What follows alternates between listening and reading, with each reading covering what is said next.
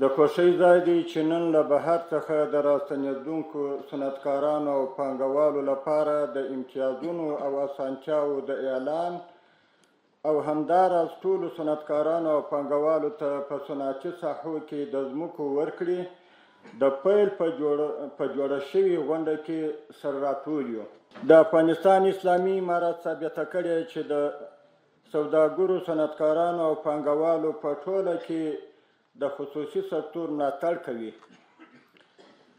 او په دې برخه کې یې عملي ګامونه پورته کړي دي. تاسو ته بهتره معلومه ده چې اسلامي امارت د خصوصي سکتور د ملاتړ په موخه ټولو امارتي ادارو ته هدایت شوی دی چې د خصوصي سکتور د ودې په موخه دي په خپلو خریداریو او تدارکاتي پروسو کې کورنۍ تولیداتو او محصولاتو ته لومړیتوب ورکړي. که څه هم کیفیت د بهرنۍ تولیداتو او محصولاتو په پرتله څه ناڅه ټیټ وي. دغه راز څه موده وړاندې له خصوصي سکتور څخه د ملاتړ صندوق هم جوړ شو. د دغه صندوق په پرانیستلو سره له یوه لوري د خصوصي سکتور د ملاتړ ترڅنګ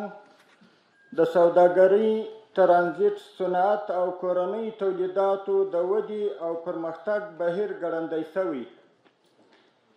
او له بل لوري هیوادوالو ته د کاري فرصتونو په برابرېدو کې زیاتوالی راغلی دی. اسلامي امارت له خصوصي سکتور څخه په بشپړ ملاتړ راستنېدونکو صنعتکارانو او سوداګرو، کورنۍ او بهرنۍ پانګوالو ته د پانګونې د زمینې برابرول او د کورنۍ صنعت پرمختګ ته لومړیتوب ورکول خپل مکلفیت ګڼي. اسلامي امارت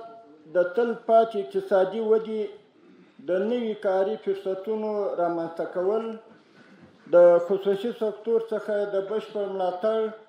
او د قانوني کړنو پر وړاندې د خنډونو د لرې کولو او دغه راز د سوداګرۍ او ترانزیت په برخه کې د لازمو اسانتیاوو رامنځته کولو په موخه اساسي ګامونه اخیستي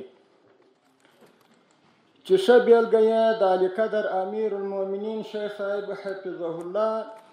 د 3 او 9 ګڼې فرمانونه له مخې د صنعتي ساحو قانون او د راستنېدونکو صنعتکارانو او سوداګرو لپاره د امتیازاتو او اسانتیاوو د تنظیمولو طرزالعمل منظور دی. د صنعتي ساحو قانون اصلي موخه د صنعتي ساحو د تنظیم له لارې د افغانستان اقتصاد ته وده او پرمختیا ورکول او د خصوصي سرمایه ګذارۍ د جلب او جذب لپاره د زمینې برابرول دي. دغه راز د راستنېدونکو صنعتکارانو او سوداګرو لپاره د جوړه شوي طرزالعمل له مخې به هغو صنعتکارانو او سوداګرو ته چې په نوي صنعتي برخه کې سرمایه ګذاري کوي پر نورو امتیازونو سربیره د کارکوونکو له مالیې پرته له نورو مالیاتو څخه د 5 کلونو لپاره معاف وي. همدا ډول راستنېدونکو صنعتکارانو او سوداګرو ته وارداتي ماشین آلات او وسایل له ګمرکي محصول څخه معاف شوي دي. همداراز د صنعتکارانو او سوداګرو په غوښتنه د هغوی فني بهرنیو کارکوونکو او انجنیرانو ته 2 کلنۍ ویزې هم ورکول کیږي چې دا د راستنېدونکو صنعتکارانو او سوداګرو لپاره ستر امتیاز دی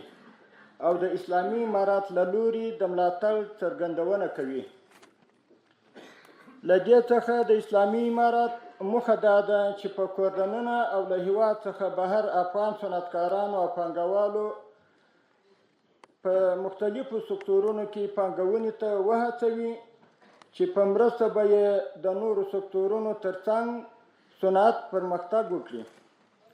هیوادوالو ته په کاري زمینه برابره او د کورنۍ تولید کچه به زیاته شي. د افغانستان اسلامي امارت په استازیتوب د خصوصي سکتور استازو، سوداګرو، صنعتکارانو، پانګوالو ته یو ځل بیا ډاډ ورکوم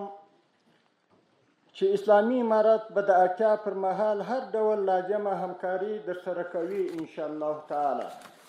په پای کې له ټولو په کورننه او بهر کې میشت افغان صنعتکارانو او پانګوالو څخه غوښتنه کوم چې خپل صنعت او پانګه دې هېواد ته رانتقال کړي تر څو د هېواد صنعت پرمختګ کې خپل مسؤلیت ادا کړي. د اسلامي امارت له لوري د صنعتکارانو او پانګوالو لپاره په پام کې نیول شوي امتیازاتو څخه دې هم پوره استفاده وکړي.